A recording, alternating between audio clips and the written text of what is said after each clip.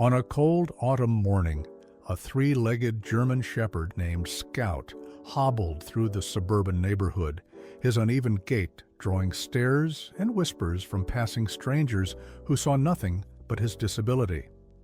Children would sometimes point and laugh at his awkward movements, while adults would pull their own pets closer as though his condition might somehow be contagious, never imagining that this broken animal they so quickly dismissed would soon become the most unlikely hero their community had ever known. If you love heartwarming stories about the extraordinary courage of animals society overlooks, please subscribe to our channel now, so you never miss another tale of unexpected heroes who prove that limitations are only what we perceive them to be. Scout belonged to the Wilsons, a kind elderly couple who had adopted him from the shelter after he was found abandoned on the highway, his left hind leg so badly injured it required amputation. Despite his disability, Scout approached each day with boundless enthusiasm, his eyes bright with intelligence, and his spirit undiminished by the cruelty he had endured or the physical challenges he faced.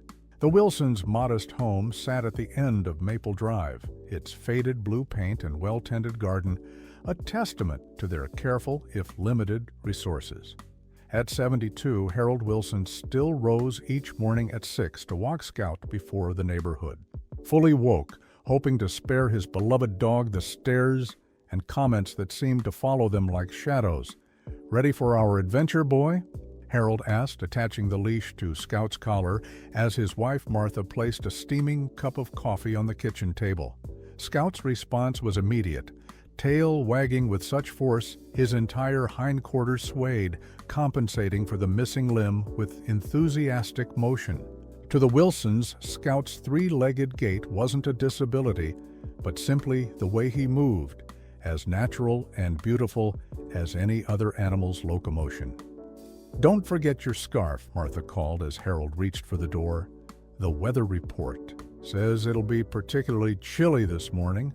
Harold wrapped the faded red scarf around his neck with a smile. 47 years of marriage, and Martha still fussed over him like they were newlyweds. "We won't be long," he promised, giving her a quick kiss on the cheek. Outside, the October morning greeted them with crisp air and the scent of fallen leaves.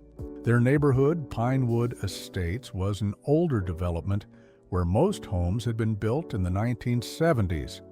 Modest but well-maintained properties housing a mix of retirees like the Wilsons and younger families attracted by the good schools and relatively affordable prices. Scout led the way, his nose occasionally dipping to investigate some interesting scent, his three legs creating a distinctive rhythm on the sidewalk. Harold had learned to match his pace to Scout's, neither rushing nor slowing down, simply accepting the tempo his companion set. "Well, look who it is," came a voice from across the street. Patricia Fleming, walking her perfectly groomed golden retriever, made a show of crossing to the opposite sidewalk. "Still keeping that special dog, Mr. Wilson?" Harold nodded politely, but kept walking. Patricia had made her feelings about Scout clear from the day the Wilsons had brought him home from the shelter. Unnatural, she had called him within Harold's hearing. Why keep a dog like that when there are perfectly good, normal ones available? Scout, sensing Harold's tension, pressed closer to his side, a gesture of solidarity that never failed to warm the old man's heart. They continued their walk, passing the playground where a few early-rising children were already taking advantage of the swings before school. One small boy pointed, his voice carrying clearly across the morning air. "Look, Mom, it's that weird dog with only 3 legs." "Hush, Tyler," his mother responded, though her own gaze lingered uncomfortably on Scout. "Don't stare. It's not polite." Harold felt the familiar mixture of hurt and protectiveness rise within him. He wanted to explain to the boy that Scout wasn't weird. He was brave and resilient and more loving than most humans Harold had known in his long life. But he said nothing, continuing their circuit of the neighborhood with the dignity that had become his shield against such moments. As they rounded the corner near the community center, Scout suddenly stopped, his head lifting as though catching some signal imperceptible to human senses. His ears perked forward, body becoming utterly still except for his nose, which worked rapidly, testing the air. "What is it, boy?" Harold asked, familiar enough with Scout's behaviors to recognize this as unusual. Typically, Scout moved through their walks with purpose but calm attention. This sudden alertness was different, more focused, more intense. Scout took a step forward, then looked back at Harold, a clear request in his intelligent eyes. Harold checked his watch. They had time for a small detour before Martha would expect them back for breakfast. "Lead on," he said, loosening his grip on the leash slightly. With surprising speed for a dog with his physical configuration, Scout moved toward the wooded area that bordered the eastern edge of the development. These woods were part of a protected green space that ran for several miles, eventually connecting to Westridge Park on the other side of the suburb. Children played at the edges during daylight hours, building forts and having adventures, but few ventured deep into the more densely wooded sections. Scout paused at the tree line, his attention completely captured by something in the distance. He whined softly, a sound Harold rarely heard from him. "We can't go in there now, boy," Harold said gently, tugging the leash to redirect Scout's attention. "Martha's waiting with breakfast, and these old knees aren't up for woodland hiking without proper preparation." Reluctantly, Scout allowed himself to be led away, though he continued to look back over his shoulder as they returned to the sidewalk. Harold made a mental note to bring Scout back later with proper walking shoes and perhaps his walking stick. If something in those woods had captured Scout's interest so thoroughly, it might be worth investigating. They completed their usual route and returned home, where Martha was waiting with scrambled eggs and toast. As they ate breakfast, Harold mentioned Scout's unusual behavior. "He just stopped and stared into those woods like he'd seen a ghost," Harold explained. "Passing the jam. I've never seen him so fixated." "Probably a deer or some other wildlife," Martha suggested, though she reached down to stroke Scout's head affectionately. "He does have extraordinary senses." This was true. Despite, or perhaps because of, his physical difference, Scout's other abilities seemed enhanced. His hearing was remarkable, his sense of smell even more so. The shelter had mentioned he might have had some training before his abandonment, though the exact nature of that training remained a mystery. After breakfast, Harold settled in his armchair with the morning newspaper while Martha began her daily cleaning routine. Scout, however, didn't assume his usual position at Harold's feet. Instead, he paced between the living room window and the front door, his nails clicking on the hardwood floor in an irregular rhythm that matched his gait. "Something's definitely got him worked up," Martha observed, pausing with a dustcloth in hand. "Maybe he needs another walk to settle down." Harold lowered his newspaper, watching Scout's agitated movement with growing concern. In the 3 years since they'd adopted him, Scout had proven himself to be a remarkably calm dog, rarely displaying anxiety unless during thunderstorms. This behavior was unprecedented. "I'll take him out again after lunch," Harold decided. Maybe whatever caught his attention will have moved on by then. But as the morning progressed, Scout's restlessness only increased. He began to whine softly at the door, looking back at Harold with an urgency that was impossible to ignore. By 11 o'clock, Harold had surrendered to the inevitable. "I'm going to take him out again," he announced, reaching for his jacket. "I don't think he'll settle until I do," Martha nodded, concern evident in her gentle eyes. "Be careful," she cautioned, "and take your phone. The weather looks like it might turn." Outside, Scout immediately set off in the direction of their morning walk, his purpose evident in every movement. Harold followed, curiosity now fully engaged. What could have captured Scout's attention so completely? What was drawing him with such single-minded determination toward those woods? Neither of them could have imagined that on the other side of the development, in a tidy yellow house with white trim, a young mother was about to discover an empty crib where her baby daughter should have been sleeping peacefully. Nor could they have known that Scout's extraordinary senses had already detected something the rest of the community would soon be desperately searching for. Sarah Parker had been awake since 5 that morning, her body still operating on the interrupted sleep schedule that 9 months of motherhood had imposed. Her daughter Emma was usually an early riser too, but today the baby monitor had remained quiet, well past her typical 6:30 awakening. Sarah had used the extra time to shower, a luxury that had become rare since Emma's birth, before padding softly to the nursery to check on her daughter. The pale yellow room was peaceful in the morning light, stuffed animals watching silently from shelves and the mobile above the crib moving gently in the breeze from the heating vent. Sarah approached the crib expecting to see Emma's sleeping form beneath the small quilt her grandmother had made. The scream that tore from Sarah's throat brought her husband David running from the kitchen, coffee mug shattering on the hardwood. Floor as it fell from his hand. "She's gone!" Sarah cried, her hands clutching the empty crib's railing. "Emma's gone!" What followed was a blur of panic and disbelief. The windows were locked from the inside.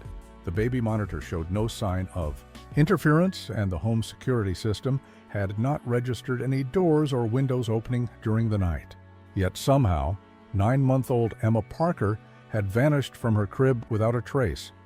The police arrived within minutes of David's frantic 911 call.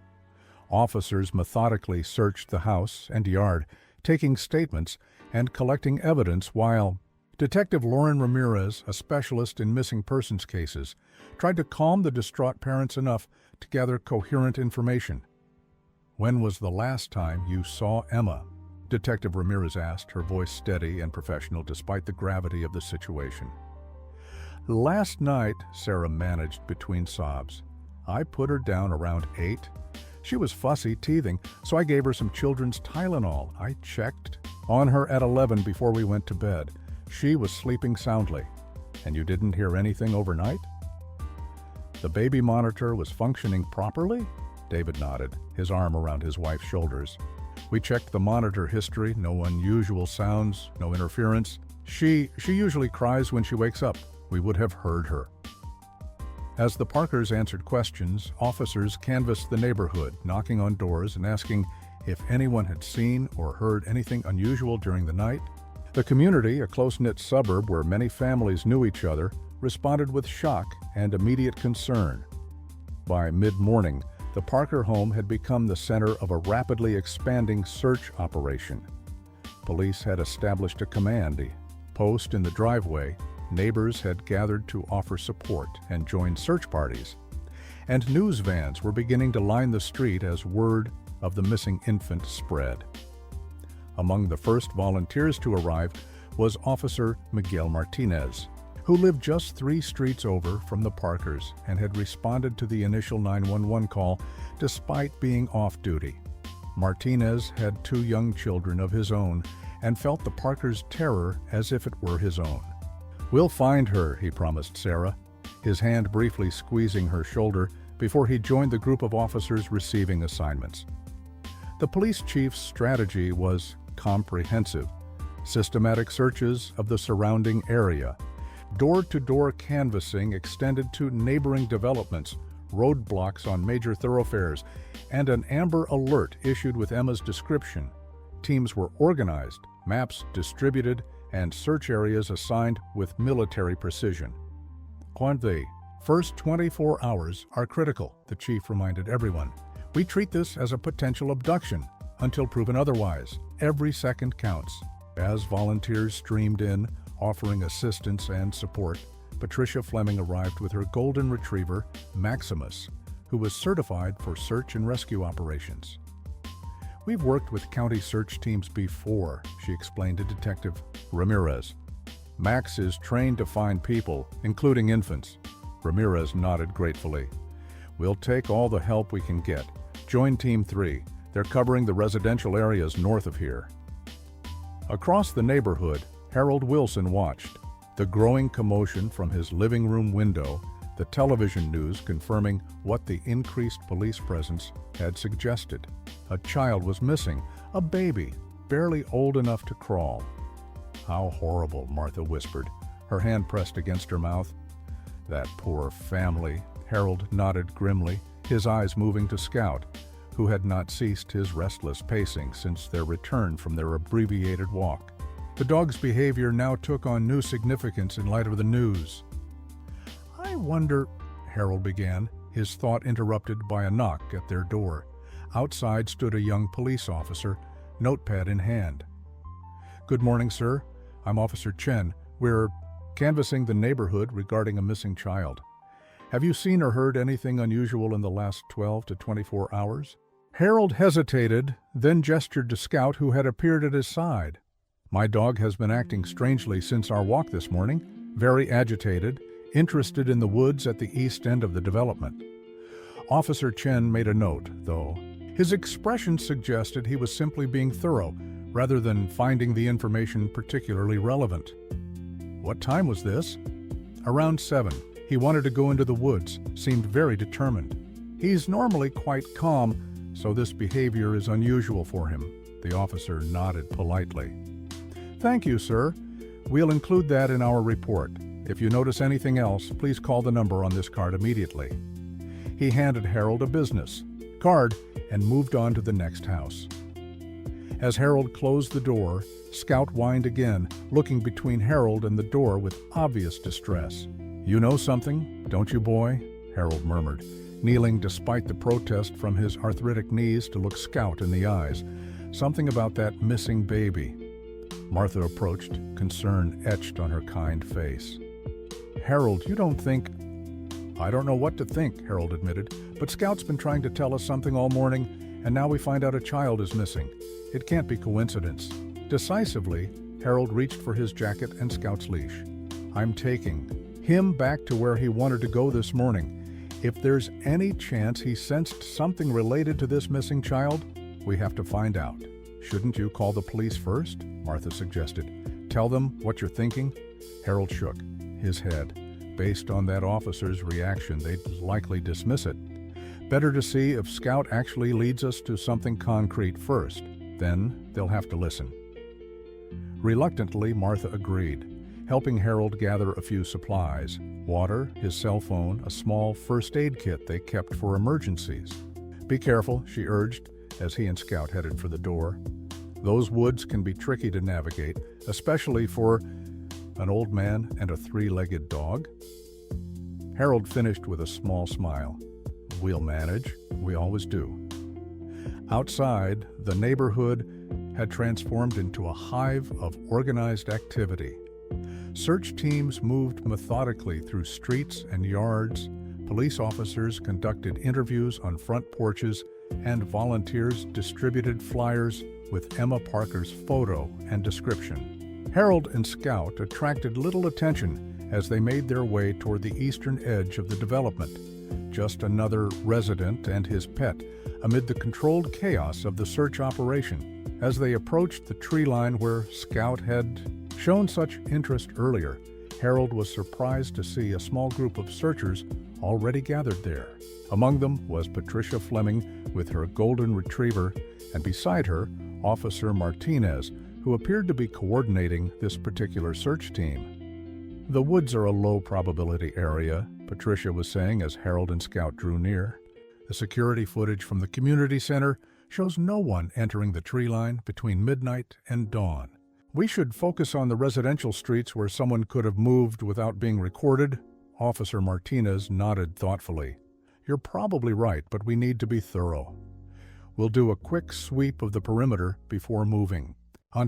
He stopped mid-sentence as Scout suddenly barked, a sharp, authoritative sound that drew everyone's attention. The three-legged dog stood at attention, his focus entirely on the woods ahead, his posture communicating an urgency that was impossible to ignore. "Mr. Wilson," Martinez acknowledged, recognizing Harold from previous community events. "Is everything all right?" Before Harold could respond, Patricia Fleming interjected, her voice heavy with dismissal. "You're not seriously considering bringing that handicapped animal into a search operation, are you? We have properly trained dogs for this." Martinez frowned at Patricia's tone, but addressed Harold directly. "Sir, we appreciate community involvement, but search operations require specialized training. If you want to help, the volunteer coordinator at the command post can assign you to a residential team. Harold straightened his shoulders, meeting the officer's gaze directly. My dog has been trying to get into these woods since early this morning, hours before anyone knew the child was missing. He's never behaved this way before. I think he senses something in there. Something important. Scout barked again as if confirming Harold's words, then took several determined steps toward the woods, looking back expectantly at the humans. Martinez hesitated, clearly torn between protocol and instinct. He looked at Scout more carefully now, noting the dog's focused attention and alert posture. You said he started acting this way before the Amber Alert? Before anyone knew Emma was missing? Harold nodded firmly. Around 7 this morning. He's been agitated ever since, trying to get back here. Something in Martinez's ex. The transition from manicured suburban lawns to woodland was abrupt. One moment they were standing on neatly trimmed grass, and the next they were surrounded by trees, the sounds of the search operation muffled by dense foliage. Scout moved forward. Without hesitation, his three-legged gait surprisingly swift and sure on the uneven ground. He knows exactly where he's going, Harold remarked, pride evident in his voice, as he watched Scout navigate around fallen logs and through patches of underbrush with practiced ease. Officer Martinez nodded, his expression thoughtful as he followed. Behind him came 2 other officers and Patricia Fleming with her golden retriever, Maximus, who seemed far less certain than Scout about this venture into the woods. How long have you had him? Martinez asked as they walked, his eyes never leaving Scout's determined progress. 3 years, Harold replied. Found him at the county shelter. Nobody wanted a 3-legged shepherd. Martinez's mouth quirked in a small smile. Their loss, from the looks of it, the story of how Scout had lost his leg, wasn't one Harold enjoyed. Telling, but as they made their way deeper into the woods, he found himself sharing it with the officer walking beside him. Scout had been found on the side of the highway, severely injured and half-starved. The veterinarian who treated him believed he had been deliberately abandoned after being struck by a vehicle, left to die because his owners didn't want to pay for his care. The shelter said his rear leg was too damaged to save, Harold explained, ducking beneath a low-hanging branch. They weren't sure he'd adapt to life on 3 legs. Some shelters would have euthanized him, but this one gave him a chance.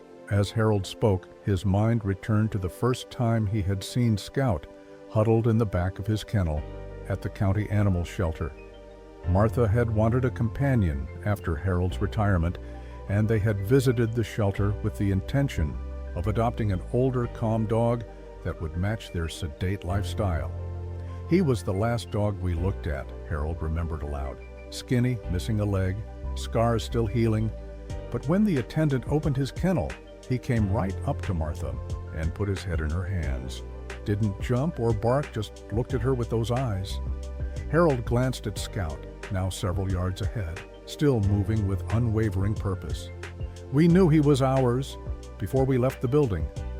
The rehabilitation had been challenging. Scout had still been learning to balance on 3 legs, his muscles atrophied from weeks in a kennel.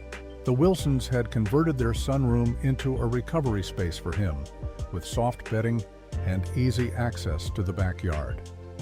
Martha had researched physical therapy exercises for amputee dogs, and Harold had spent hours each day gently encouraging Scout to move to strengthen his remaining limbs. First few weeks he could barely make it to the end of the driveway without resting, Harold said. Now look at him. Indeed, Scout was moving through the woods with remarkable agility, his body having long since adapted to its altered configuration. Where a 4-legged dog might have struggled with certain obstacles, Scout had developed his own methods of navigation, using his momentum and core strength to compensate for the missing limb. Officer Martinez watched Scout with growing respect. Animals adapt better than humans sometimes, he observed. They don't waste energy feeling sorry for themselves. From behind them came Patricia Fleming's disapproving voice. We're getting awfully deep into these woods based on the behavior of an untrained, disabled dog. Max isn't picking up any human scent, and he's certified for search and rescue. Martinez turned to address her. With all due respect, Mrs. Fleming, we're following multiple leads simultaneously. Other teams are covering the residential areas and potential exit routes. 20 minutes exploring this path costs us nothing if it doesn't pan out. Patricia's response was cut short by Scout's sudden bark. The dog had stopped at the edge of a small clearing, his posture alert, ears forward. As the group approached, they saw what had captured his attention, a weathered wooden sign nearly obscured by overgrowth, reading Westridge Park Maintenance Road, authorized vehicles only. I didn't know there was a service road through these woods, Harold said, surprised. Martinez studied the sign thoughtfully. It's old, probably hasn't been used regularly in years, but it would provide vehicle access from the park on the other side of the woods to this development. One of the other officers stepped forward, consulting a map on his phone. Satellite view confirms it. There's a maintenance road that cuts through the woods, connecting Westridge Park to Pinewood Estates. It's overgrown, but still visible from aerial imagery. Martinez's expression sharpened. If someone wanted to move through the area without being seen, this would be a perfect route. No security cameras, minimal chance of encountering other people, especially at night. Scout had already started down the narrow, overgrown path that had once been a service road, pausing occasionally to look back as if encouraging the humans to hurry. The group followed with renewed purpose, the theoretical possibility that this path could be connected to Emma's disappearance, lending urgency to their movements. As they progressed, the neglected road became more distinct. Tire ruts still visible beneath fallen leaves, the vegetation thinner where vehicles had once regularly passed. Scout moved more quickly now, his nose occasionally dropping to the ground before lifting again, testing the air as he went. He's tracking something, Martinez observed quietly to Harold. Harold nodded. Never seen him this focused before. They had gone perhaps half a mile when Scout suddenly froze, his body rigid with attention. A low growl rumbled in his throat. Not aggressive, but alerting, communicating something important to those who followed him. Martinez signaled for the group to stop, his hand moving instinctively to his service weapon. "What is it, boy?" he asked softly, approaching Scout with careful steps. Scout looked at Martinez, then deliberately turned his head toward the dense underbrush to the right of the path. Something was there, something that had triggered Scout's protective instincts. With practiced caution, Martinez approached the area Scout had indicated, the other officers flanking him. Harold held Scout's leash firmly, keeping the dog beside him despite Scout's obvious desire to investigate further. The officers pushed aside branches and undergrowth, revealing what Scout had detected, a small clearing just off the path where the ground had been recently disturbed. Tire tracks were visible in the soft earth, and several branches appeared to have been broken from the surrounding bushes. "Someone pulled off the path here," Martinez said, crouching to examine the evidence more closely. "Recently, these tracks are fresh, probably from last night or early this morning, based on the rain we had yesterday."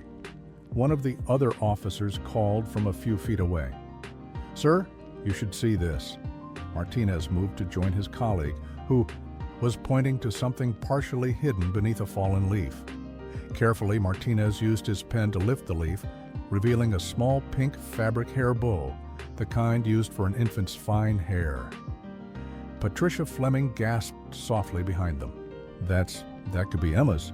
The Amber Alert mentioned she was last seen wearing pink pajamas with matching hair accessories.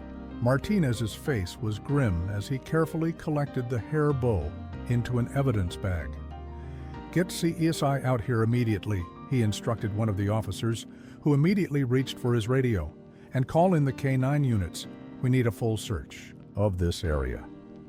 Turning to Harold, Martinez's expression had transformed completely. The polite skepticism from earlier was gone, replaced by intense focus and grudging respect. "Your dog just found our first solid lead," he said. "How did he know to come here?" Harold shook his head, equally amazed. "I wish I could tell you. He just knew." Scout, meanwhile, was still focused on the path ahead, his body language clearly indicating that he wasn't satisfied with this discovery. Whatever he was tracking, he hadn't found it yet. Martinez noticed Scout's continued alertness. He still wants to keep going, the officer observed.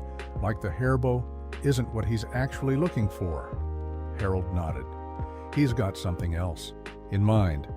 After a brief consultation with his colleagues, Martinez made a decision. We'll secure this scene and wait for forensics, but I'm going to continue following your dog. If he led us to this, he might lead us to more evidence, or to Emma herself. Patricia Fleming seemed about to protest but stopped when Martinez fixed her with a determined look.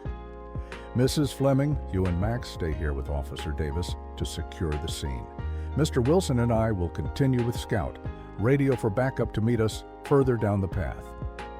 As the small group separated, Martinez and Harold following Scout deeper into the woods, Harold felt a complex mixture of emotions: pride in Scout's remarkable abilities, worry about what they might find, and beneath it all, a growing sense that his three-legged companion, so often dismissed and underestimated, was about to prove himself in ways none of them could have imagined.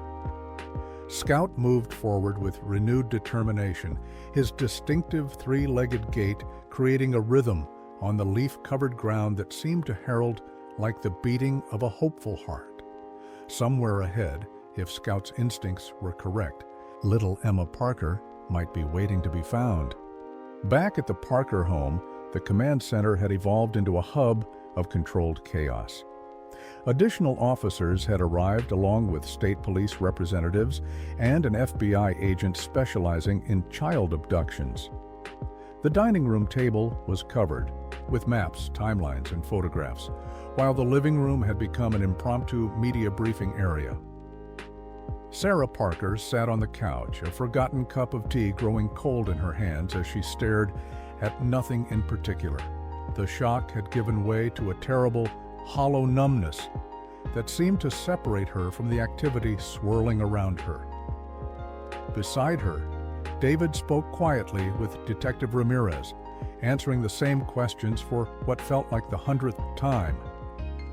"And you're certain all doors and windows were locked?" Ramirez asked, her tone gentle but persistent. David nodded mechanically. "Yes, we always double-check before bed. It's a habit." "What about the baby monitor? Any unusual interference? Static? Voices you didn't recognize?" "Nothing," Sarah whispered, her first contribution to the conversation in nearly an hour. "I checked it when I got up to use the bathroom around 3. Emma was sleeping peacefully. I could see her little chest rising and falling on the video monitor."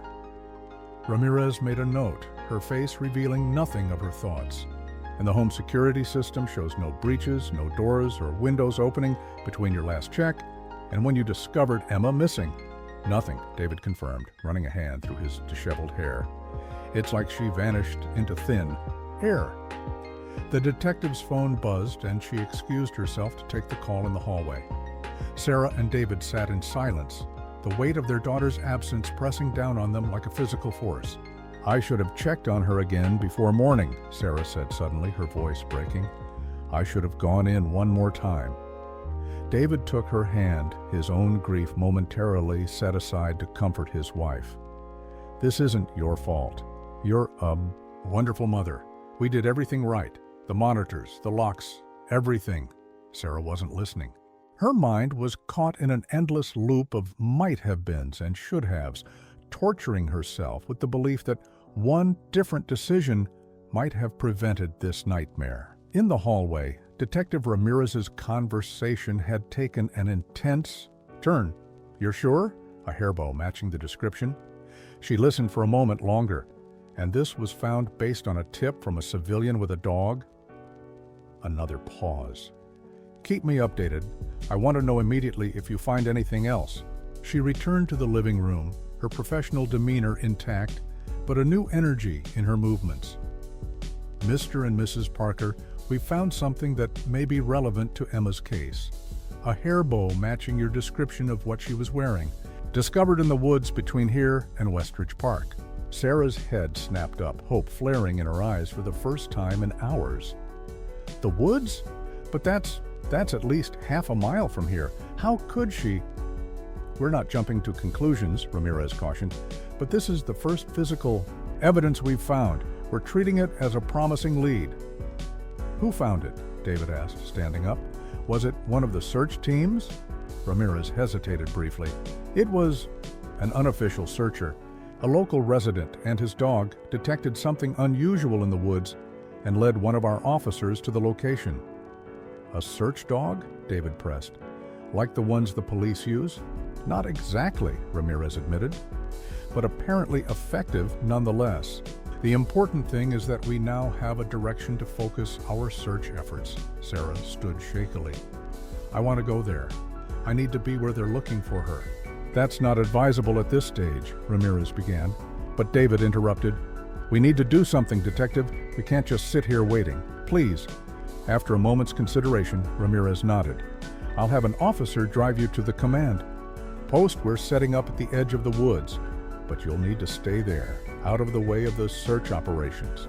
As arrangements were made to transport the Parkers to the new search area, Detective Ramirez stepped outside to make another call. What else can you tell me about this dog? She asked when Officer Martinez answered. The one that found the hairbow? Martinez's voice came through clearly despite the background noise of the forest. It's a three-legged German Shepherd belonging to Harold Wilson, a retiree from Maple Drive, not formally trained for search and rescue as far as we know, but showing remarkable tracking behavior.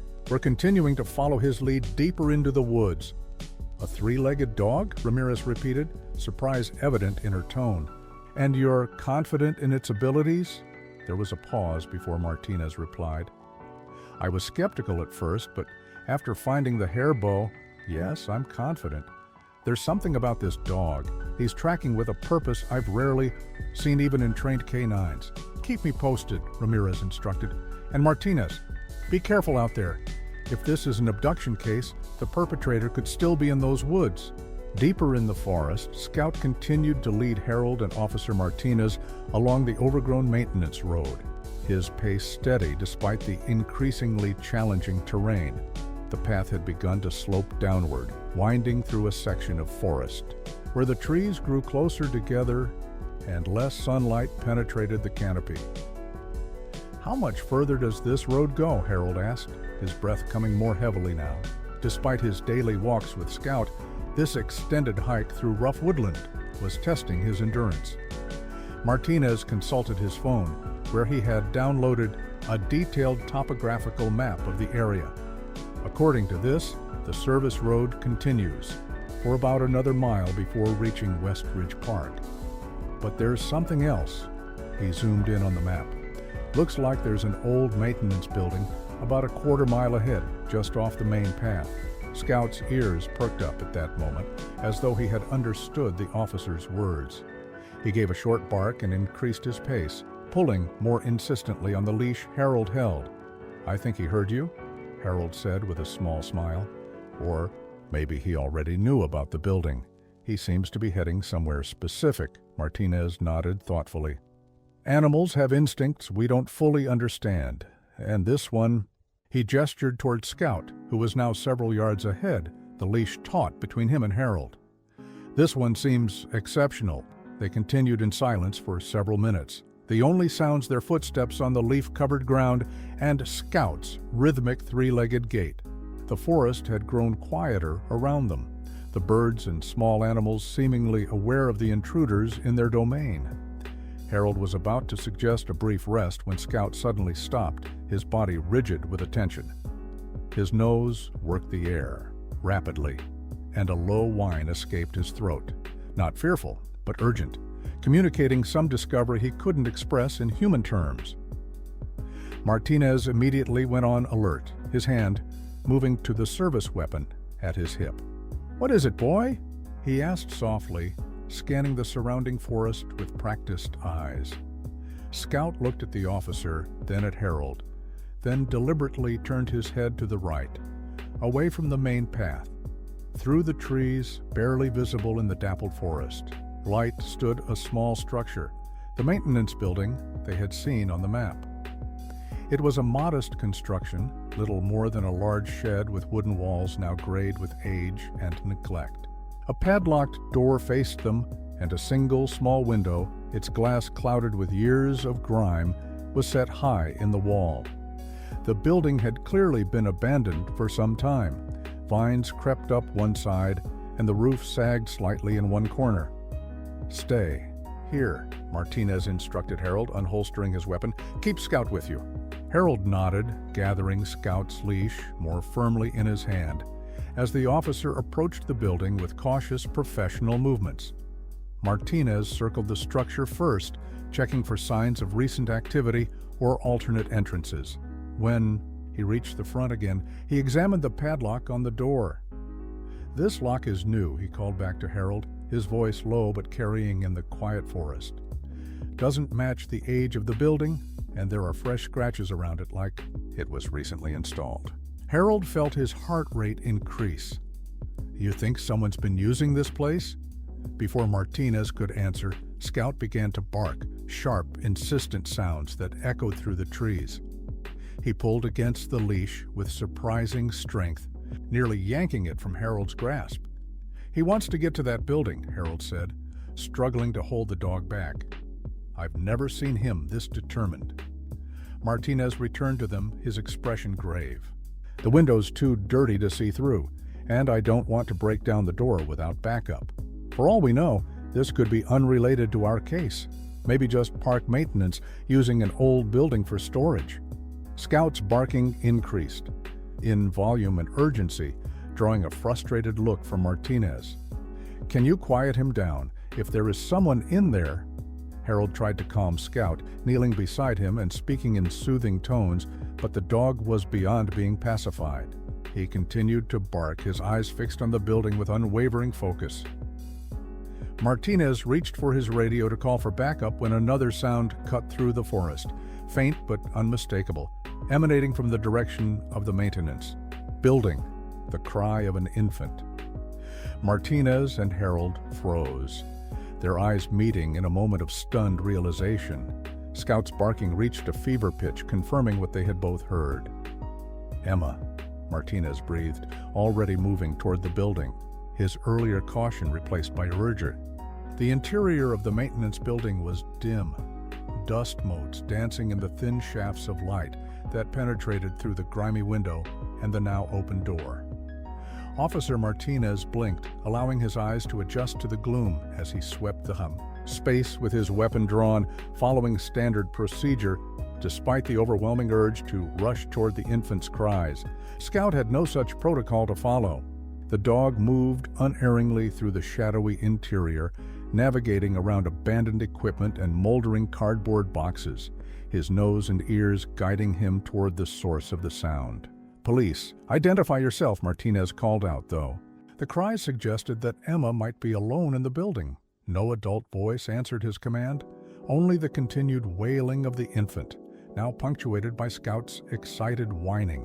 Martinez followed the dog to the back corner of the single-room structure, where a makeshift arrangement of old blankets and towels had been laid out on top of what appeared to be a worn camping mattress. And there, swaddled in her pink pajamas and wrapped in a thin blue blanket, lay 9-month-old Emma Parker, her face red with the effort of crying, tiny fists waving in distress. Scout reached her first, approaching with surprising gentleness for a dog so urgently focused just moments before. He sniffed carefully around the edge of the blanket nest, then sat beside it, looking up at Martinez with an expression that seemed to say, "Here she is. I found her for you." "My God," Martinez breathed, holstering his weapon and dropping to his knees beside the infant. "Emma! Emma Parker!" At the sound of the human voice, the baby's cries momentarily paused. She hiccuped and stared up at Martinez with wide, tear-filled eyes, uncertainty written across her small features. Martinez had children of his own. He knew the look of a baby who was uncomfortable, hungry, and frightened, but not injured. With gentle hands, He checked Emma for any obvious signs of harm, relief washing over him when he found none. "She's here," he called toward the door, where Harold was now cautiously entering. "She's alive and appears unharmed." Harold's weathered face broke into a smile of pure joy as he took in the scene, the police officer carefully examining the infant, and Scout sitting protectively beside them, his mission accomplished. "Good boy," Harold whispered, emotion making his voice rough. Good boy." Martinez carefully lifted Emma from her makeshift bed, cradling her against his chest with the practiced ease of a father. "Let's get her out of here. Into the fresh air," he said, moving toward the door. "We need to check her more thoroughly, but she seems okay. Maybe dehydrated, definitely hungry, but okay." As they emerged from the building into the dappled forest light, Emma's cries subsided to whimpers. Scout followed close behind, his attention still fixed on the baby, as though his responsibility hadn't ended with the discovery. "I need to call this in," Martinez said, shifting Emma to one arm so he could reach for his radio.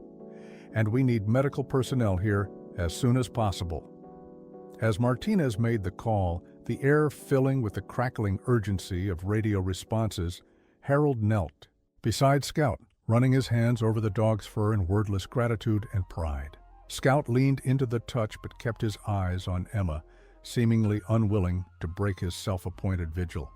"They're sending a medical team and additional officers," Martinez reported after completing his call. "And the Parkers are already at the forest command post. They'll be brought here as soon as it's safe to do so." Harold nodded, then gestured toward the building. "What about whoever left her here? There's no sign of anyone else." Martinez's expression darkened. "No. Whoever did this is gone. But they left evidence behind. Blankets, possibly fingerprints, the new padlock. And there might be witnesses who saw someone in Westridge Park or along the maintenance road."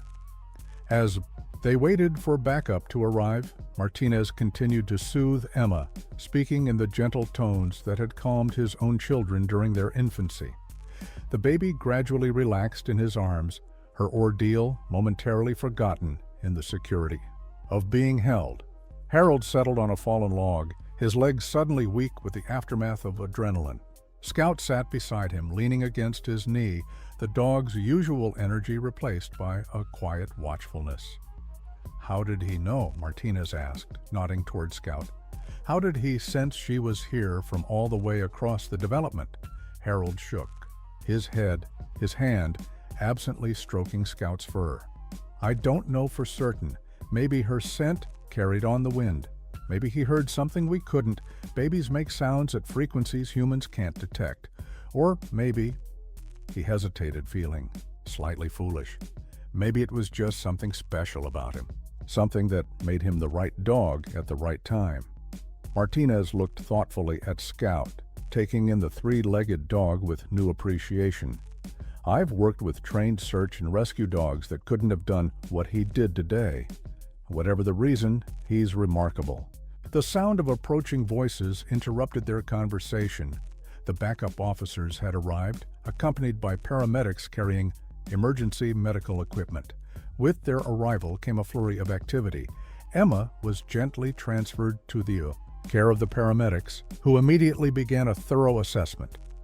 Crime scene technicians entered the maintenance building to collect evidence, and additional officers secured the perimeter, establishing a chain of custody for everything found inside. Detective Ramirez arrived shortly after, her typically composed demeanor briefly cracking as she saw Emma being cared for by the paramedics. "She's really okay?" she asked Martinez, who had moved to brief her on the situation. "Seems to be," he confirmed. "Dehydrated and hungry, but no obvious injuries. The paramedics will know more after their assessment, but it looks like she was left here with the basic necessities: blankets, a relatively clean surface, some protection from the elements." Ramirez nodded, processing this information. "So, not a kidnapping for ransom or harm, but possibly an abduction of opportunity? Someone who took her, but then didn't know what to do with an infant. That's my initial read," Martinez agreed. The building was locked from the outside, suggesting whoever left her here intended to return.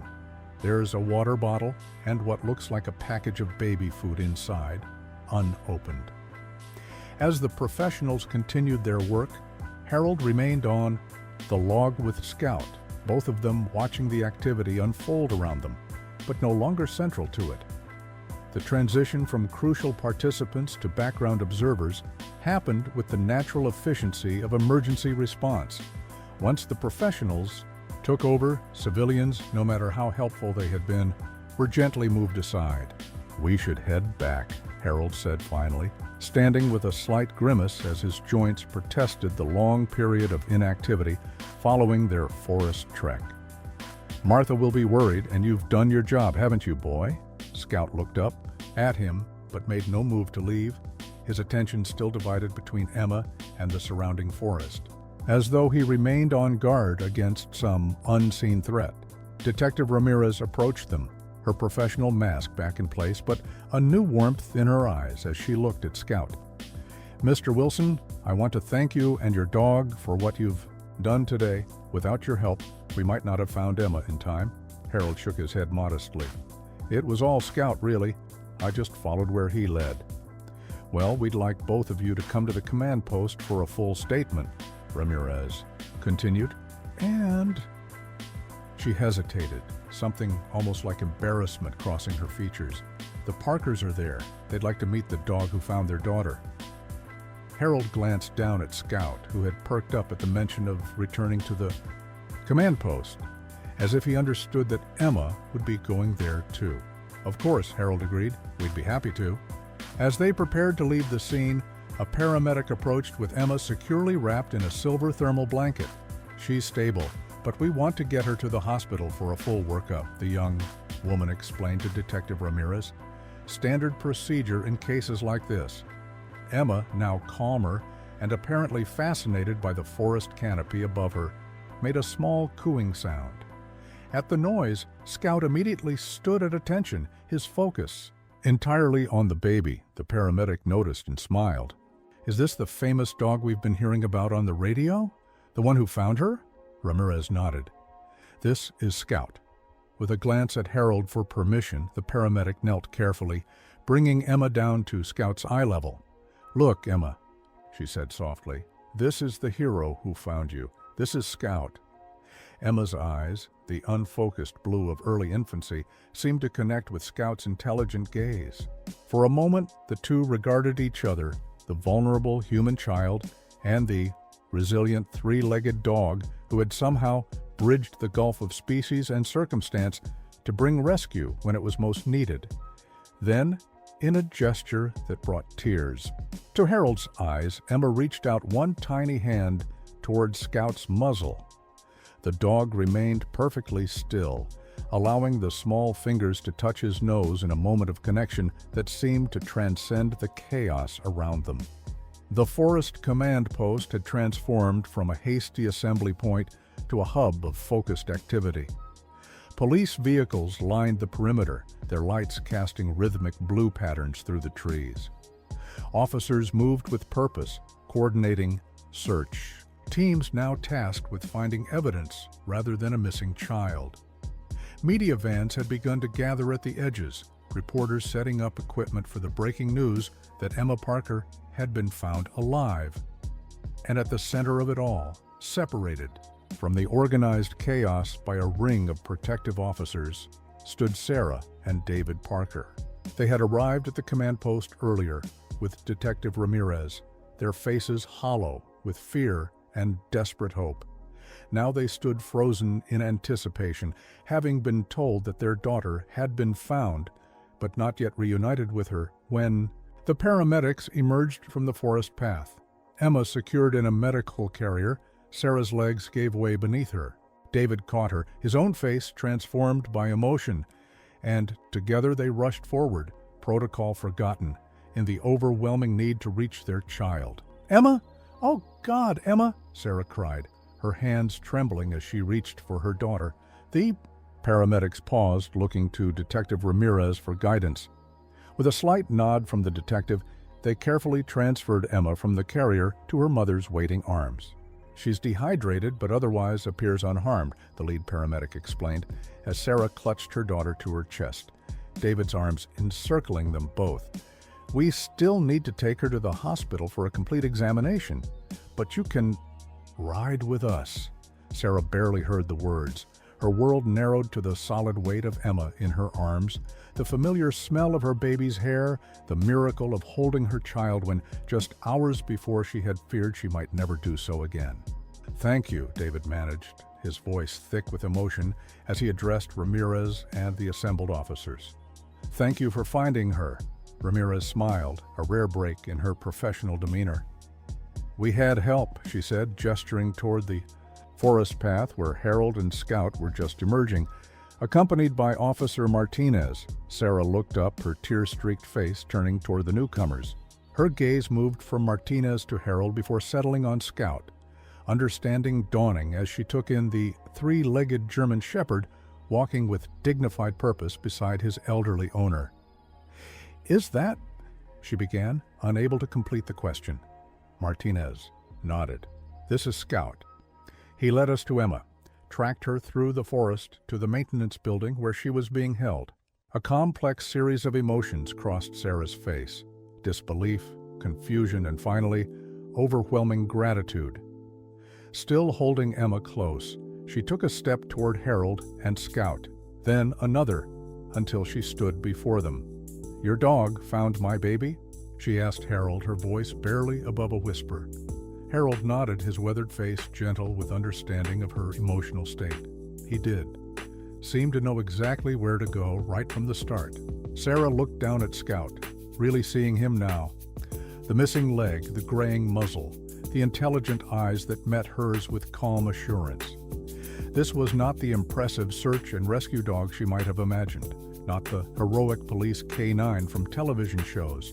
This was an aging three-legged shelter dog who had somehow accomplished what an entire police force had been mobilized to do. Slowly, carefully balancing Emma in one arm, Sarah knelt to Scout's level. "Thank you," she said simply, tears flowing freely down her face. "Thank you for finding her." Scout regarded her solemnly, then did something that caused a collective intake of breath from those watching. With gentle deliberation, he stepped forward and rested his muzzle briefly against Emma's back, a gesture almost like blessing, before stepping back to Harold's side. The moment was captured by several officers' phone cameras and would later become the defining image of Emma's rescue. The tearful mother kneeling with her recovered child, and the three-legged dog acknowledging their reunion with quiet dignity. The paramedics eventually intervened, reminding everyone that Emma needed medical attention. As they prepared to transport her to the hospital, Detective Ramirez approached. "Harold, we'll need a formal statement from you," she explained, "but it can wait until tomorrow if you'd prefer. You and Scout have had quite a day." Harold nodded gratefully. "I should get him home. Martha will be worried sick by now. I've already sent an officer to inform Mrs. Wilson that you're both safe and that Scout is a hero," Ramirez said with a small smile. "But I'm sure she'd like to see that for herself." As arrangements were made for Harold and Scout to be driven home, Patricia Fleming approached, her golden retriever Maximus at her side. Her expression was difficult to read, a complex mixture of admiration and lingering disbelief. "I owe you both an apology," she said stiffly, addressing Harold, but glancing down at Scout. "I was dismissive of your dog's abilities. Clearly, I was wrong." Harold accepted the apology with a gracious nod. "Scout's never been one to hold grudges, neither am I." Patricia seemed about to say more but was interrupted by the arrival of a local news crew who had somehow managed to get past the perimeter officers. The reporter, a young woman with professionally enthusiastic energy, made a beeline for Harold and Scout. "Sir, is this the dog who found the missing Parker baby? Can you tell us how he did it? What's his name? Has he had search and rescue training?" Harold stepped back, overwhelmed by the sudden attention and barrage of questions. Officer Martinez smoothly intervened, positioning himself between Harold and the reporter. "There will be a formal press briefing later today. he stated firmly. Until then, Mr. Wilson and Scout deserved some privacy and rest. But the media presence had already alerted others to Scout's role in the rescue. As Harold and Scout were escorted to a waiting police vehicle, officers and volunteers alike stepped forward to acknowledge them. A pat on Scout's head here, a respectful nod to Harold there, murmured thanks and expressions of amazement at what the unlikely pair had accomplished. "Never seen anything like it," one officer commented to another as they watched Scout being helped into the back seat of the police car. "3 legs and all? Who would have thought? Guess it's true." "What they say," his colleague replied. "Never judge a book by its cover." In the car, Harold sat with Scout's head resting on his knee, the dog finally showing signs of fatigue after the intensity of the day's events. As they drove through the now busy forest entrance, past the media vans and gathering onlookers, Harold stroked Scout's fur with gentle, appreciative fingers. "You did good today, boy," he murmured. "Better than good. You showed them all what you're made of." Scout sighed contentedly, his eyes closing as the adrenaline of the search finally ebbed, leaving behind the quiet satisfaction of a job well done. The officer driving them home glanced in the rearview mirror. "If you don't mind my asking, sir," he said, "how did you know? How did you know your dog was trying to tell you something important this morning?" Harold considered the question, his hand never ceasing its gentle rhythm on Scout's head. When you live with someone long enough, person or animal, you learn to listen to what they're telling you, even when they don't have words. Scout and I, we understand each other. Today, he needed me to trust him. So I did. The simplicity of the explanation seemed to satisfy the officer, who nodded and returned his attention to the road. But Harold continued to reflect on the events that had led to this moment. How many small decisions, how many tiny twists of fate had aligned to put Scout in exactly the right place at the right time to sense Emma's presence in those woods, the shelter worker who had seen potential in a badly injured stray, the veterinarian who had saved his life rather than ending it, Martha's insistence that they visit just one more dog on the day they went to the shelter, Scout's determination to adapt to life on 3 legs, Harold's habit of walking the same route each morning, the particular direction of the wind that had perhaps carried Emma's scent to Scout's sensitive nose, a chain of improbable events, each link necessary to create the possibility of today's miracle. As the police car turned onto Maple Drive, Harold found himself oddly grateful for all of it, even for Scout's injury, which had led him to the shelter where the Wilsons found him, and which had perhaps developed in him the tenacity and determination that had served him so well today. Ahead, Harold could see their modest blue house, Martha standing anxiously on the porch, neighbors gathered on nearby lawns, all watching for their return. News traveled fast in Pinewood Estates, and clearly, word of Scout's heroism had preceded them home. "Ready for your moment in the spotlight, boy?" Harold asked softly as the car slowed to a stop. Scout lifted his head, fully alert once more as he recognized their surroundings. His tail began to wag, not in response to Harold's words, but at the sight of Martha hurrying down the porch steps toward them. For Scout, Harold knew, the greatest reward had nothing to do with recognition or praise from strangers. It was this: the return to those who loved him, to the place where he belonged, his small but vital role in the family complete for another day. News of Emma Parker's rescue spread through Pinewood Estates with the speed and intensity of a summer wildfire. By evening, every local television station had broadcast the story, complete with helicopter footage of the forest search area and interviews with neighbors who claimed varying degrees of connection to the drama. Social media exploded with posts about the 3-legged dog who had accomplished what trained search teams could not. And the Parker family's ordeal quickly became the most discussed topic in the county. The Wilsons' modest home, typically a quiet corner of the neighborhood, suddenly found itself at the center of unprecedented attention. Neighbors who had previously crossed the street to avoid Scout now left gifts on the porch, dog treats, thank you cards, even a handcrafted dog bed adorned with Scout's name. The local butcher sent over a large bone with a ribbon tied around it and a note that read simply, "For our hero." Martha, initially overwhelmed by the attention, quickly adapted with the practical resilience that had defined her 7 decades of life. She fielded phone calls, accepted deliveries, and tactfully turned away the more intrusive visitors, while Harold sat in his armchair, Scout dozing at his feet, both of them recovering from the physical and emotional exertion of the day. "Channel 4 wants to do an interview," Martha informed him, covering the receiver of their landline phone with one hand. "Tomorrow morning, I told them we'd think about it." Harold nodded absently, his attention on Scout.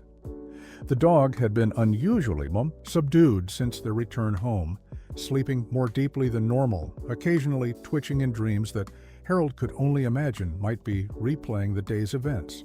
"Is he all right?" Martha asked, setting down the phone and joining Harold in watching their sleeping companion. "Just tired, I think," Harold replied. It was a long walk through those woods and a lot of excitement. "He's not as young as he used to be."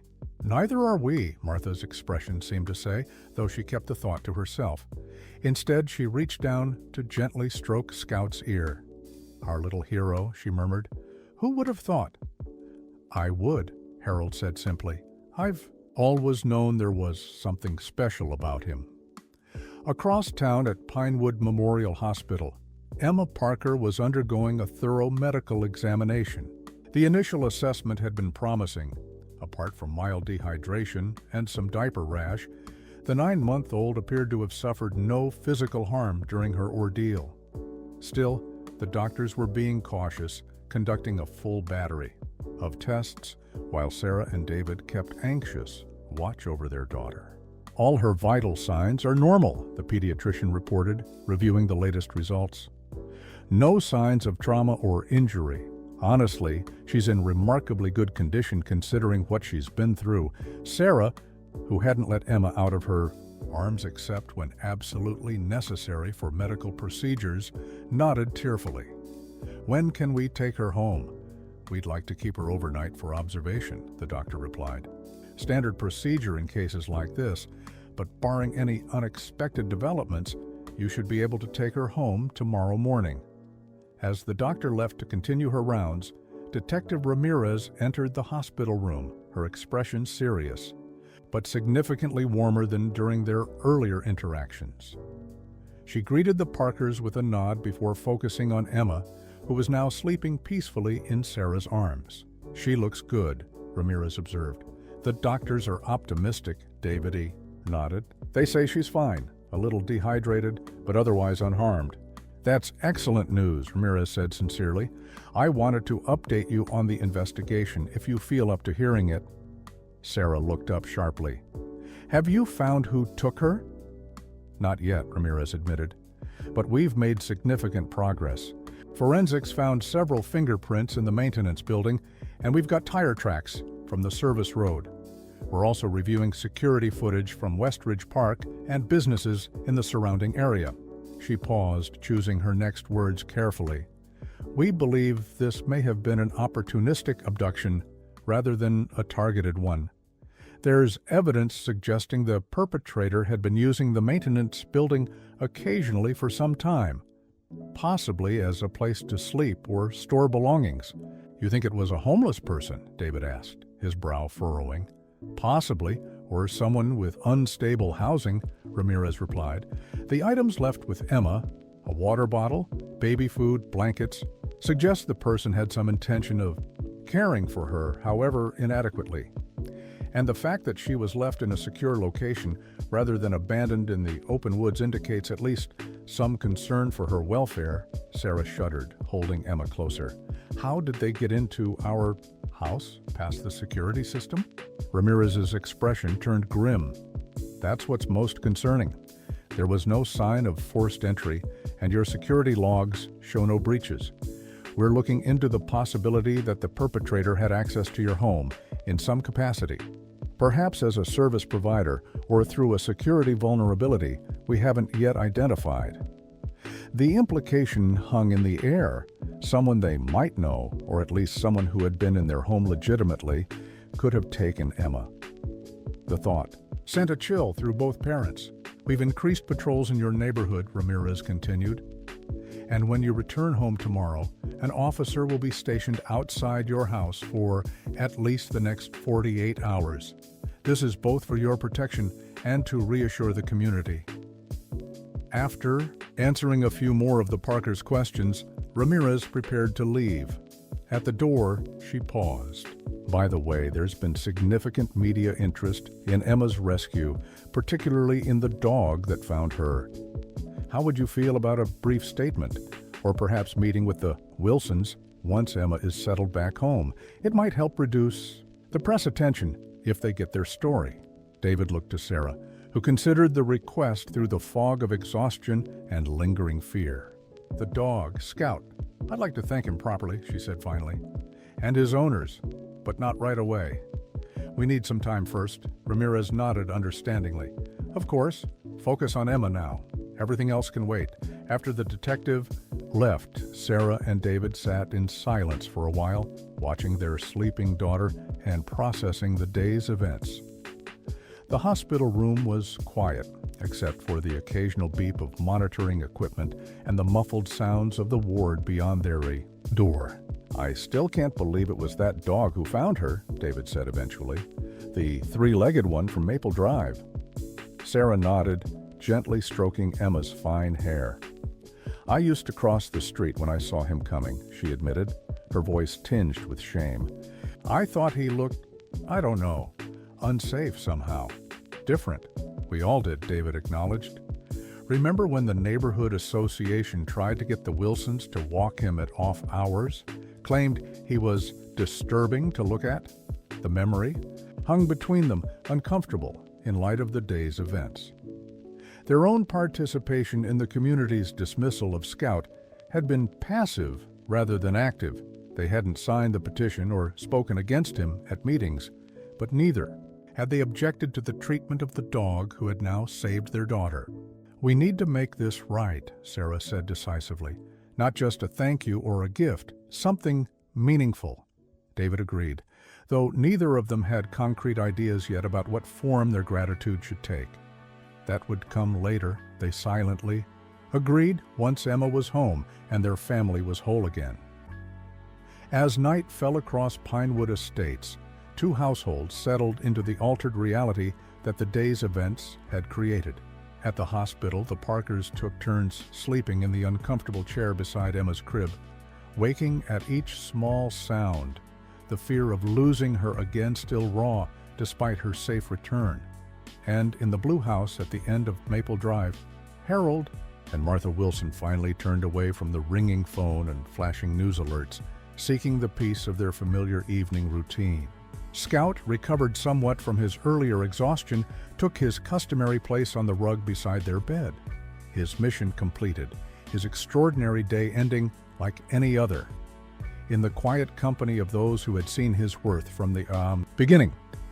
But outside both homes, the machinery of media attention and public fascination continued to build momentum. By morning, Scout's story would be featured on national news programs, his image shared across social media platforms with hashtags like #ShashHerodog and NeverJudge. The three-legged German Shepherd who had been pitied, mocked, and avoided was about to become famous in ways that would transform not just his life, but the community that had so thoroughly underestimated him.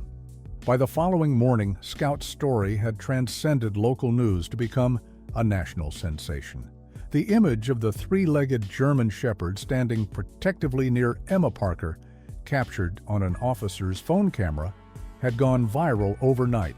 Morning shows featured segments on the hero dog of Pinewood Estates.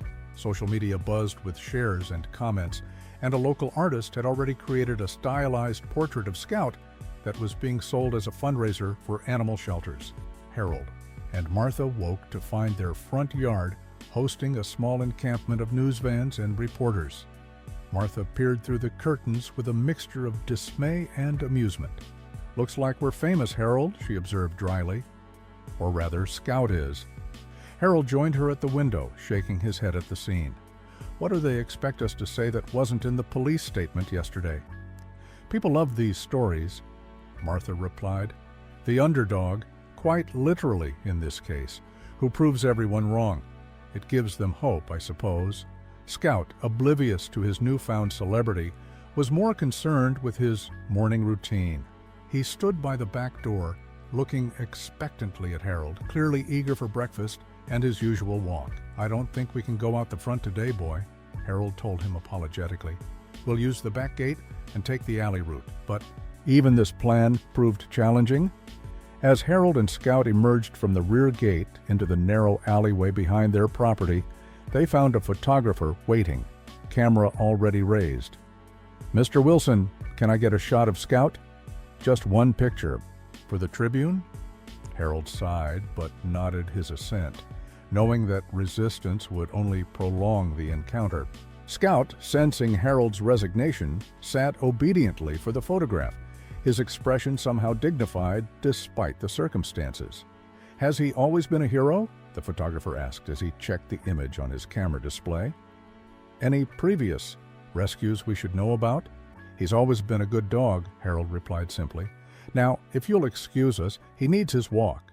They managed to complete an abbreviated version of their usual route by taking less traveled paths through the neighborhood. But even so, they were stopped repeatedly by neighbors and strangers alike, all wanting to greet Scout or take a picture with him. By the time they returned home, Harold was exhausted by the constant social interaction, and Scout seemed equally ready to retreat from the attention. Martha met them at the back door, her expression concerned. There is a call for you, she said. Detective Ramirez. Harold took the phone, listening as Ramirez explained the situation. The Parkers had been discharged from the hospital and were now home with Emma. They had requested a meeting with Harold and Scout, private, away from media attention, to express their gratitude personally. They're understandably overwhelmed right now, Ramirez explained, but they're very insistent about thanking you and Scout properly. Would later this afternoon work for you? Harold agreed, and arrangements were made for a police officer to transport them to the Parker home through a side entrance, avoiding the press that had also gathered there. After ending the call, Harold filled Martha in on the plan. You should come too, he urged. You're as much Scout's parent as I am. Martha shook her head. This is your moment with Scout, she said firmly. Besides, someone needs to guard the fort here. Mrs. Fleming has already called twice, asking if she and Maximus can come for a congratulatory visit, as if she wasn't dismissing Scout as worthless just yesterday. Harold chuckled at his wife's protective indignation. It was true that Patricia Fleming had been among the most vocal critics of Scout's presence in the neighborhood, frequently commenting on his unsightly appearance and questioning whether a disabled animal belonged in public spaces. Her sudden desire for association with the now famous dog was transparently opportunistic. Across the neighborhood, Sarah and David Parker were experiencing their own version of unwanted attention. Their street had become almost impassable, with news vans and curious onlookers forcing the police to establish a perimeter around their property. Inside, they focused on re-establishing normalcy for Emma, who seemed remarkably resilient despite her ordeal. She doesn't seem traumatized, the child psychologist who had visited that morning had observed. At her age, the experience likely won't form lasting conscious memories. Just maintain her regular routines and watch for any changes in sleep patterns or behavior. So they did exactly that. The familiar rhythm of feedings, nap times, and play periods creating a comforting structure for all three Parkers. But beneath the surface of this domesticity ran currents of lingering fear and unanswered questions. The police investigation continued, but so far had yielded no arrests. Whoever had taken Emma remained at large, a shadowy threat that kept Sarah checking the security system obsessively and David sleeping on the nursery floor. What if they come back, Sarah had whispered in the darkness of their bedroom the night before, giving voice to the fear that haunted them both. David had no reassuring answer, only the practical response that the police officer stationed outside. Their home and their newly upgraded security system made another attempt highly unlikely. It wasn't enough to banish the fear, but it was all they had for now. The afternoon brought a welcome distraction in the form of Harold and a Scout's visit. Detective Ramirez herself escorted them to the Parker home, using a neighbor's connecting backyard to avoid the media gauntlet. "Thank you for coming," she said, as they approached the Parkers' back door. "This means a lot to them." Harold nodded, straightening his best sweater. Martha had insisted he dress for the occasion, and ensuring Scout's leash was secure. "We are honored they asked for us." The door opened to reveal David Parker, his face showing the strain of the past 2 days despite his welcoming smile. "Mr. Wilson, please come in, and Scout, of course, the guest of honor." The Parkers' home was warm and tastefully furnished, though signs of the recent turmoil were evident in the hastily rearranged furniture and drawn curtains. In the living room, Sarah sat on the couch with Emma in her arms, her expression lighting with emotion as Scout entered. "There he is," she said softly to Emma. "There's the special dog who found you." Emma, contentedly chewing on a rubber toy, regarded Scout with the open curiosity of infancy. Scout, for his part, showed none of the excessive excitement many dogs display around babies. Instead, he sat calmly at Harold's side, his intelligent eyes moving between Emma and her parents with what almost seemed like understanding. "Please sit down," David urged, gesturing to an armchair. "Can we get you anything? Coffee? Tea?" Harold declined politely, settling into the offered seat while Scout lay down beside him, perfectly behaved, as though he understood the importance of the occasion. For a moment, no one spoke. The weight of shared experience, the fear, the search, the miraculous discovery created a connection that made ordinary conversation seem inadequate. Finally, Sarah broke the silence. "I don't know how to thank you," she said, her voice thick with emotion. "Both of you, what you did, what Scout did, there aren't words big enough." Harold nodded his understanding. "No thanks needed. We're just grateful it ended happily." "But there is," David insisted, "there is a need for thanks. And for—" He hesitated, exchanging a glance with Sarah. "For an apology, too, from us and from this community." Harold raised his eyebrows questioningly. "We've lived here for 3 years," Sarah explained. "We've seen Scout around the neighborhood, and we've heard the things people say about his leg, about how he looks. We never joined in, but we never spoke against it either. And now—" She looked down at Emma, peacefully unaware of the adult's emotional conversation. "Now he's saved the most precious thing in our world, and we can't stop thinking about how this neighborhood treated him, how we treated him by our silence." Harold was moved by her candor but waved away the apology. "Scout doesn't hold grudges," he said simply. "Neither do I." "Well, we do," David said firmly, "and we intend to make it right, not just for Scout, but for all the animals like him." He explained that they had spent the morning establishing the foundations of what would become the Scout Parker Foundation, a nonprofit organization dedicated to supporting the adoption of special needs and disabled animals from shelters. The initial funding would come from their own savings, but they already had commitments from several neighbors and local businesses inspired by Scout's story. "We can't change how people treated Scout in the past," Sarah said, "but we can help change the future for other animals like him. If you're willing, we'd like Scout to be the face of the foundation, a symbol of how disabilities don't define capability." Harold was momentarily speechless, overwhelmed by the scope of what the Parkers were proposing. Scout, sensing his emotional response, pressed closer to his leg in a gesture of support. "I think," Harold said finally, looking down at his extraordinary companion, "Scout would be honored, as am I." As if understanding the significance of the moment, Scout rose and approached Sarah and Emma, his movement careful and deliberate. With the same gentle dignity he had shown in the forest, he placed his muzzle briefly against Emma's small foot before returning to Harold's side. The simple gesture brought tears to Sarah's eyes. "I think that's a yes," she whispered.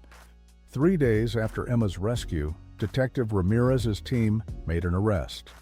The suspect was a 19-year-old girl named Lily Chen, who worked part-time as a babysitter for several families in Pinewood Estates, though never for the Parkers.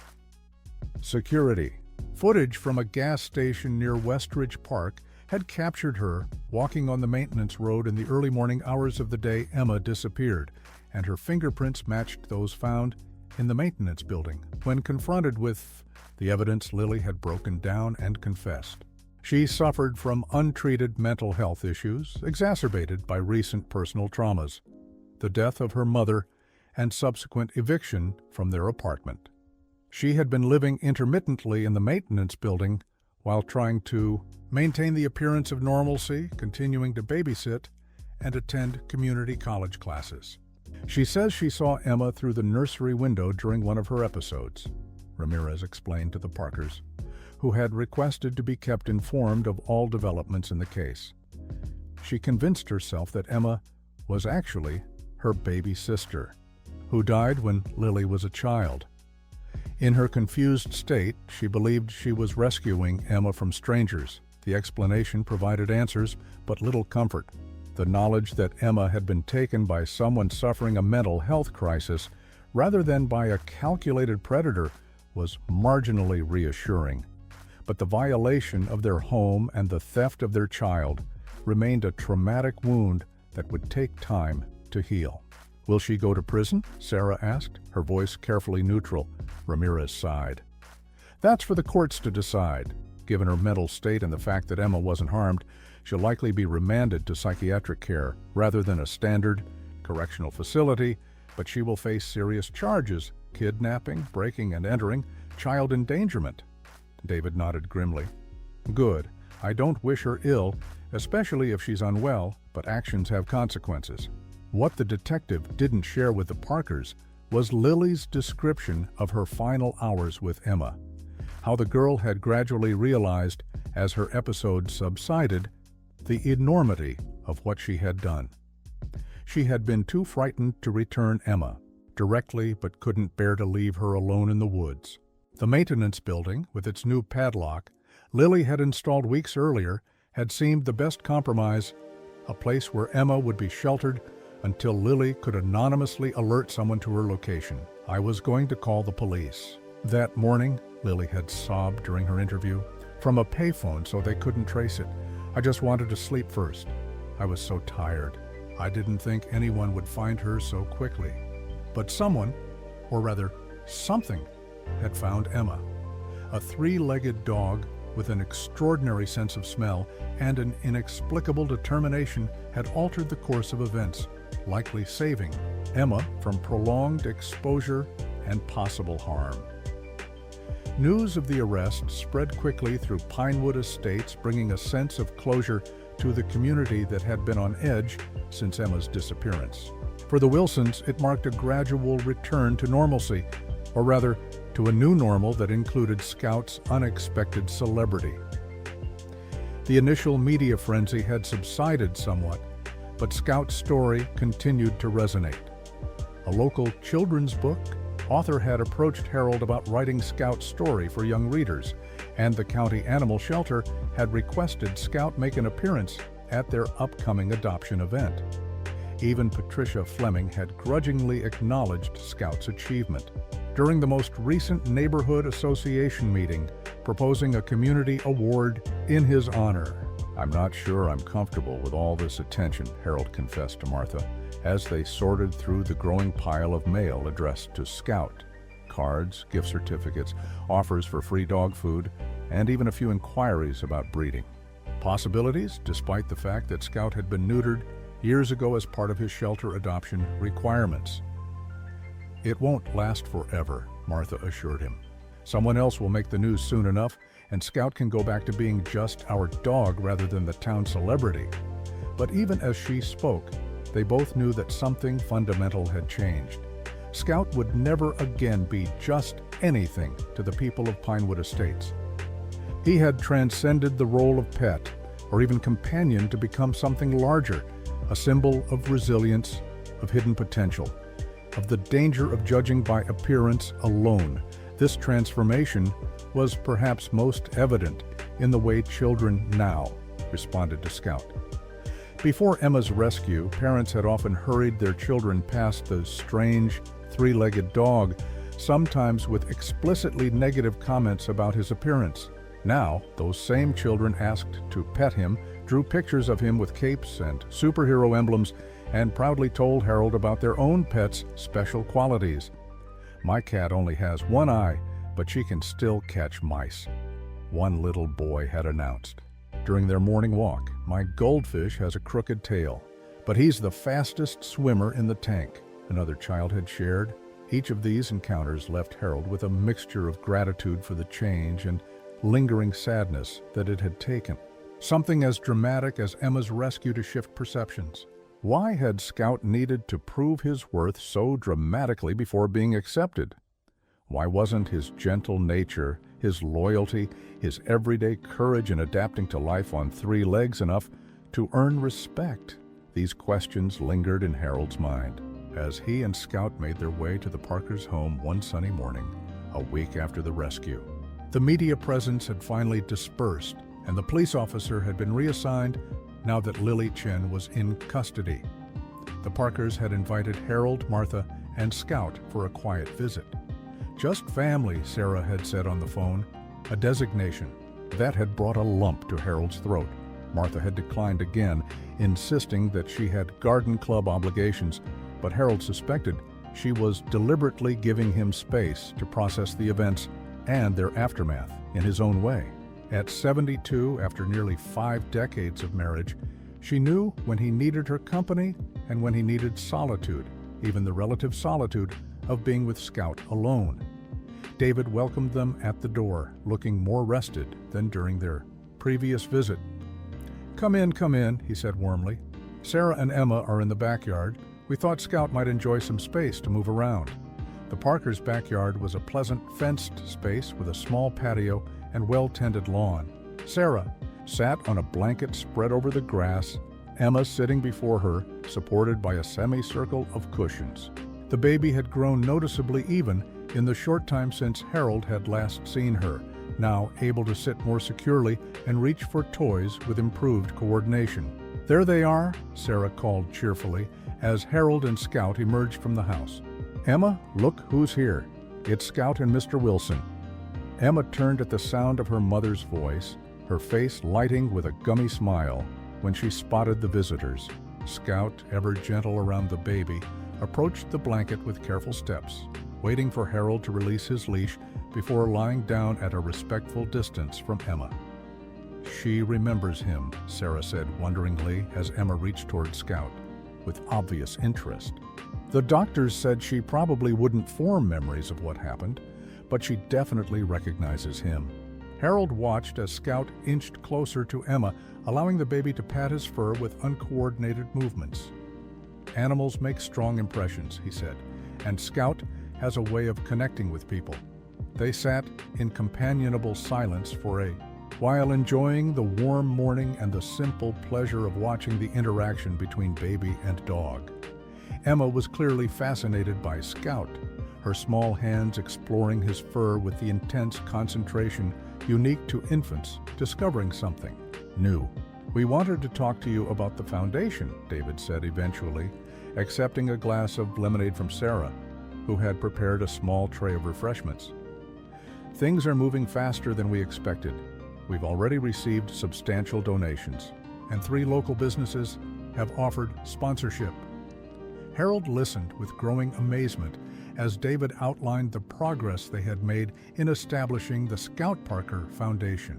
What had begun as an emotional response to Emma's rescue was rapidly developing into a serious nonprofit organization with potential for real impact. "We're focusing initially on covering medical costs for shelter animals with disabilities or special needs," Sarah explained. "The expenses often prevent these animals from being considered adoptable. Then we want to expand to include training and support for families who adopt them." "That sounds wonderful," Harold said sincerely. Scout would be proud to be associated with such work. We're proud to be associated with him, David replied, his gaze moving to where Scout now lay with his head near Emma's feet, the picture of contentment. And with you, Harold, the way you saw Scout's potential when others didn't. That's as much a part of this story as what Scout did. Harold felt a flush of emotion at the unexpected acknowledgement. I just gave him a chance, he said simply. Martha and we just gave him a home where he could be himself. That's everything, Sarah said softly. That's absolutely everything. As the conversation continued, covering practical details about the Foundation's launch and Scout's role, as its ambassador, Harold found himself reflecting on the strange turns life could take. 3 years ago, he had been a newly retired man looking for a quiet companion to share his golden years. Scout had been an injured stray that most potential adopters passed by without a second glance. Summer faded into autumn, and the events surrounding Emma's rescue gradually settled into the fabric of Pinewood Estate's collective memory. The initial media frenzy had subsided, though Scout's story continued to spread in wider circles through social media and occasional human interest features on slow news days. For Scout, life had largely returned to its familiar rhythms. Morning walks with Harold, afternoons in the backyard watching Martha tend her garden, evenings curled beside Harold's armchair as the old man read or watched television. But subtle changes marked the difference between before and after. Neighbors who had once crossed the street now stopped to greet him, often kneeling to his level with respectful admiration. Children asked permission to pet him rather than pointing or staring, and occasionally visitors from outside the neighborhood would appear, having made pilgrimages to meet the hero dog they had read about online. The most significant change, however, was Scout's regular visits to the Parker home. What had begun as formal expressions of gratitude had evolved into a genuine friendship between the two families. Every Sunday afternoon, Harold and Martha would walk the 3 blocks to the Parker's house, where Scout and Emma continued to develop their special bond. Emma, now approaching her first birthday, would squeal with delight when Scout entered the room, reaching for him with the improved coordination that came with development. Scout, for his part, seemed to understand instinctively how to behave around the increasingly mobile infant, lying patiently as she used his steady form to pull herself to standing position, remaining calm when her enthusiastic pats became momentarily too rough, moving carefully to avoid knocking her over when she began taking her first tentative steps. "He's better with her than half the adults we know," Sarah remarked one Sunday, watching as Emma giggled at Scout's gentle nudge against her hand. "It's like he knows exactly what she needs." Harold nodded, pride evident in his expression. He's always been perceptive. Even at the shelter, he seemed to understand people's emotions.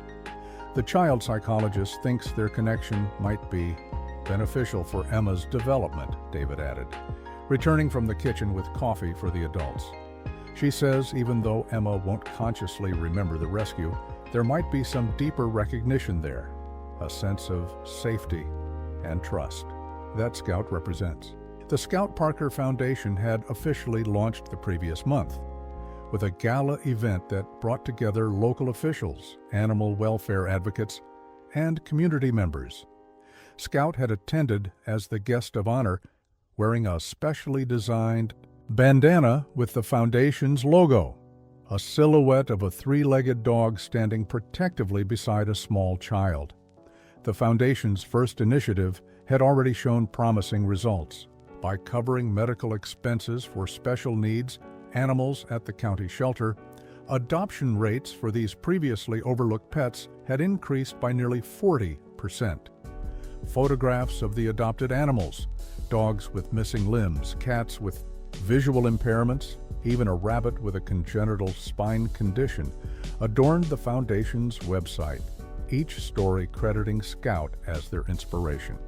"We're expanding faster than we anticipated," Sarah explained during that Sunday's visit, showing Harold and Martha the Foundation's latest newsletter on her tablet. 3 more shelters have requested to join our medical sponsorship program, and we're developing educational materials for schools about disability awareness through animal stories. Martha, who had initially been more reserved about Scout's public role, now embraced it with enthusiasm. "Have you told them about the therapy program idea?" she prompted Harold, who had been uncharacteristically quiet on the subject. "Not yet," he admitted. "It's still just a thought." David looked up with interest. "What therapy program?" Harold shifted in his seat, still adjusting to being asked for his input on such matters. For most of his life, he had been a quiet man who kept his ideas to himself. "Well," he began hesitantly, "I was thinking about how good Scout is with Emma and how children seem drawn to him now. Maybe he could visit hospitals or schools, places where children might benefit from meeting a dog who's different but still capable. Show them that disabilities don't define who you are." Sarah and David exchanged a glance of shared excitement. "That's exactly the kind of program we want to develop," Sarah said warmly. "Would you consider being part of the pilot project, you and Scout?" Before Harold could respond, a crash from the next room interrupted the conversation. Emma had been playing on a mat near Scout, surrounded by toys, while the adults talked. The noise brought all 4 of them rushing to investigate, Harold moving with surprising speed despite his arthritic knees. They found Emma standing unassisted beside an overturned side table, looking startled but unharmed. Scout stood beside her, his body positioned between the baby and the fallen lamp that had narrowly missed her. "What happened?" Sarah gasped, quickly gathering Emma into her arms to check for injuries. David surveyed the scene, reconstructing the events. "Looks like she pulled herself up on the table, it tipped, and the lamp fell. But Scout..." He paused, looking at the dog with renewed admiration. Scout must have moved to protect her. Harold knelt beside his dog, checking him for any signs of injury. "Are you okay, boy?" he asked softly, running his hands over Scout's head and shoulders. Scout seemed fine, though his posture remained alert, his attention fixed on Emma, as if ensuring she was truly unharmed. Only when Sarah confirmed that the baby had escaped without so much as a scratch did Scout relax, sitting beside Harold with a soft sigh. "He protected her again," Martha whispered, her voice thick with emotion. Without hesitation, the moment crystallized something that had been building in all of them since the rescue. The recognition that Scout's heroism wasn't a one-time event or lucky coincidence, but an essential part of his character. His physical difference, which so many had seen as a deficiency, had never limited his capacity to care, to protect, to act with courage when needed. Later, as they walked home in the gathering dusk, Harold and Martha discussed the therapy program proposal. "Are you sure you want to take this on?" Martha asked gently. "It would mean more public appearances, more disruption to our routine." Harold considered the question seriously. At 72, he valued the quiet patterns of retirement, the predictable rhythm of days that unfolded without surprises or demands. But he also recognized the opportunity before them, the chance to extend Scout's remarkable impact beyond Emma's rescue to touch other lives. "I think we should do it," he said finally.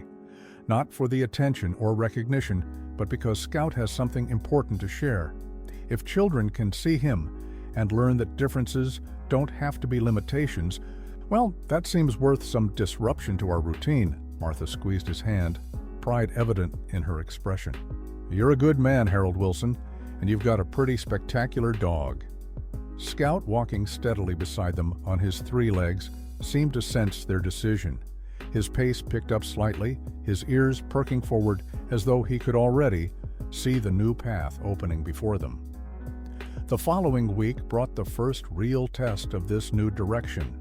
Oakwood Elementary School, located in a neighboring community, had requested a visit from Scout as part of their disability awareness program. The school counselor had read about Scout's rescue of Emma and thought his story would resonate with the students, particularly a 3rd-grade boy named Tyler, who had recently lost his leg in an accident and was struggling with his return to school. "Are you nervous?" Martha asked as she helped Harold select a shirt for the visit. "Terrified," Harold admitted with a small smile. "Public speaking was never my strong suit, but Scout will do most of the work, I suspect."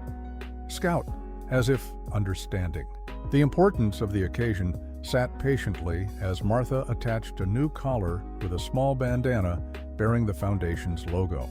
His calm demeanor belied the significance of what lay ahead. His first official appearance as not just a pet or even a local hero, but as an ambassador for a larger message about ability, perception, and the danger of judging by appearances. Alone, as they prepared to leave for the school, Harold knelt to Scout's level, looking into the intelligent eyes that had seen past fear and judgment to forge their unlikely partnership. "Ready for a new adventure, boy?" he asked softly. Scout's response was a gentle nudge of his nose against Harold's hand, the same gesture of reassurance and connection he had offered countless times over their years together. In that simple touch lay all the communication Harold needed. Whatever came next, they would face it as they had faced everything else, together, one step at a time. The gymnasium of Oakwood Elementary School buzzed with the controlled chaos of 200 children seated cross-legged on the floor, their excited whispers creating a backdrop of white noise as they waited for the special assembly to begin. At the side entrance, Harold stood with Scout, taking deep breaths to calm his nerves, while the school principal made introductory remarks. "Remember, just tell his story," Martha had advised that morning. "The children will be more interested in Scout than in you, anyway." The gentle teasing had made Harold laugh, easing some of his anxiety about the event. And now, the principal's voice rose above the murmurs. "Please welcome our very special guests, Mr. Harold Wilson and his extraordinary dog, Scout." As Harold led Scout into the gymnasium, a wave of reaction swept through the assembled children, gasps, whispers, and then spontaneous applause. Harold had worried that Scout might be overwhelmed by the noise and attention, but the dog walked calmly beside him, his three-legged gait steady and dignified as they made their way to the center of the room. "Good morning," Harold began, his voice initially tentative but growing stronger as he focused on the task at hand. "This is Scout. As you can see, he's a little different from most dogs. He has 3 legs instead of 4. A small hand shot up immediately. Harold hadn't expected questions so soon, but he nodded to the young girl with bright red hair and a serious expression. "Did it hurt when he lost his leg?" she asked, her concern evident. Harold appreciated the directness of children. "Yes, it did hurt," he answered honestly. "Scout was injured and abandoned before we adopted him. He went through a difficult time. But the amazing thing about Scout, and about many animals and people who face challenges, is how they adapt and overcome." Another hand raised, this time belonging to a boy near the back. "Can he run and play like normal dogs?" "Why don't we show you?" Harold suggested, feeling more comfortable now. He reached into his pocket for Scout's favorite tennis ball. "Scout, want to play?" Scout's demeanor transformed instantly from dignified guest to playful dog. Despite his 3-legged configuration, he bounded after the gently tossed ball with impressive speed and agility, returning it to Harold with a proud flourish that drew delighted laughter from the children. Scout had to learn new ways to move and balance, Harold explained, as Scout demonstrated his abilities. He doesn't let having 3 legs stop him from doing what he loves. He just does it in his own way. As the presentation continued, Harold shared the story of Emma's rescue, carefully adapted for the young audience. He described how Scout had sensed something wrong in the woods, how he had led the search team to the missing baby, and how his determination had made all the difference in the outcome. Many people underestimated Scout because of his missing leg, Harold told the now captivated students. They thought he was less capable, less valuable, because he looked different. But Scout proved that our differences don't define what we can achieve. From the side of the gymnasium, the school counselor gave Harold an encouraging nod before guiding a hesitant boy forward. Tyler, the third grader who had recently lost his leg, approached slowly, leaning on his crutches. His expression was a mixture of curiosity and apprehension. Harold knelt beside Scout, bringing them both to Tyler's eye level. "Scout has something in common with you," he said gently. "Would you like to meet him?" Tyler nodded, his gaze fixed on Scout's missing hind leg.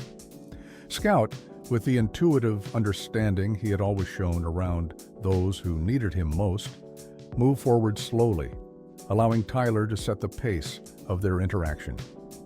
The boy cautiously reached out, his hand hovering above Scout's head. "It's okay," Harold assured him. "He likes being petted." As Tyler's hand made contact with Scout's fur, something in the boy's face shifted, a releasing of tension, a spark of connection. Scout leaned into the touch, his eyes meeting Tyler's with what seemed like perfect understanding. "Does he mind?" Tyler asked softly. "Being different?" Harold considered the question, appreciating its depth and the courage it took to ask. "I don't think Scout sees himself as different," he answered truthfully. "He's just Scout. He knows what he can do and he does it without worrying about what he can't. Maybe that's something we can all learn from him." Tyler nodded, a small smile forming as Scout gently licked his hand. In that moment, something passed between the boy and the dog, a recognition perhaps, or a silent promise that challenges could be overcome. The rest of the assembly unfolded with questions, more demonstrations of Scout's abilities, and finally an opportunity for the children to greet Scout in small, supervised groups. Throughout it all, Scout remained patient and engaged, seemingly understanding the importance of his role.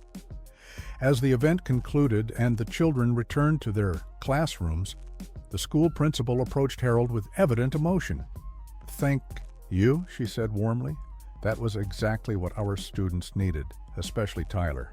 His teachers have been trying for weeks to help him adjust, but I think Scout may have done more in an hour than we've managed in a month."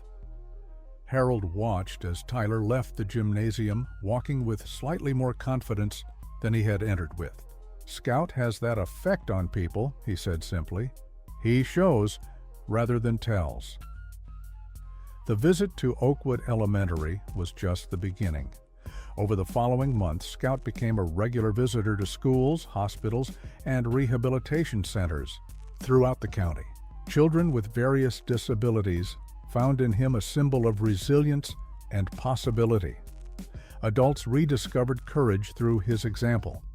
And Harold, once the quiet retiree at the end of Maple Drive, found himself sharing Scout's story with increasingly diverse audiences. The Scout Parker Foundation expanded its programs, developing educational materials featuring Scout's image and story. The Scouts Pals initiative provided support dogs to children facing medical challenges, while the New Leash on Life program continued to fund medical care and adoption support for special needs shelter animals. Emma Parker's first birthday party, held in her parents' backyard on a perfect spring day, served as an unofficial reunion for all those connected to her rescue. Detective Ramirez attended, as did Officer Martinez and several other members of the search team. Harold and Martha brought Scout, of course, who accepted the guest of honor treatment with his usual dignified grace. Emma, now walking with the determined toddle of a 1-year-old, made a beeline for Scout as soon as she spotted him. Her vocabulary was still limited, but one of her first clear words had been "Coo," her attempt at Scout's name. "It's amazing how much she's grown," Martha remarked to Sarah as they watched Emma place a somewhat squashed cupcake in front of Scout, who politely refrained from eating it until David intervened with a more appropriate dog treat. Sarah nodded, her eyes following her daughter's movements with the heightened awareness of a parent who had nearly lost everything. "Every milestone feels like a miracle," she admitted. "Every ordinary day feels precious." Across the yard, Harold found himself in conversation with Patricia Fleming, whose attitude toward Scout had undergone perhaps the most dramatic transformation in the community. "Maximus and I are signed up for the therapy dog training program next month," she informed Harold. watching her golden retriever playing gently with several neighborhood children. The Foundation's program, of course. I thought we might be able to contribute, following Scout's example. Harold nodded, appreciating the genuine change in Patricia's perspective. Scout would be honored to have Maximus join the team, he said. Sincerely. There's more than enough work for all willing paws. As the party continued around them, Harold took a moment to observe Scout, now resting in a patch of sunlight with Emma seated beside him, babbling happily as she stroked his fur. In the years since they had walked into those woods following Scout's mysterious urgency, their lives had transformed in ways Harold could never have imagined. The three-legged shelter dog that no one had wanted had become not just a local hero, but a symbol of possibility that reached far beyond Pinewood Estates. The elderly couple who had simply been looking for a quiet companion had found themselves at the center of a movement celebrating resilience and second chances. And a community that had once defined value by conventional standards had learned to look deeper, to recognize that true worth often came in unexpected packages. Martha joined Harold, slipping her hand into his as they watched Scout and Emma together. "Penny, for your thoughts?" she asked softly. Harold smiled, squeezing her hand. "I was just thinking about that day at the shelter," he replied. "How close we came to walking past his kennel. How easily we might have missed him." Martha nodded, understanding as she always did. "But we didn't," she said simply. "We saw him." And that, Harold reflected, as Scout looked up and met his gaze across the sunlit yard, had made all the difference, not just for them or for Emma, but for everyone whose life had been touched by the extraordinary spirit of a three-legged dog who had never known he was supposed to be limited by his differences. In Scout's world, limitations existed only in the minds of those who created them. In Scout's world, everyone deserved to be seen for their possibilities rather than their challenges. In Scout's world, heroes came in all shapes, sizes, and configurations, even those that society had been too quick to dismiss. It was a world worth creating, Harold thought.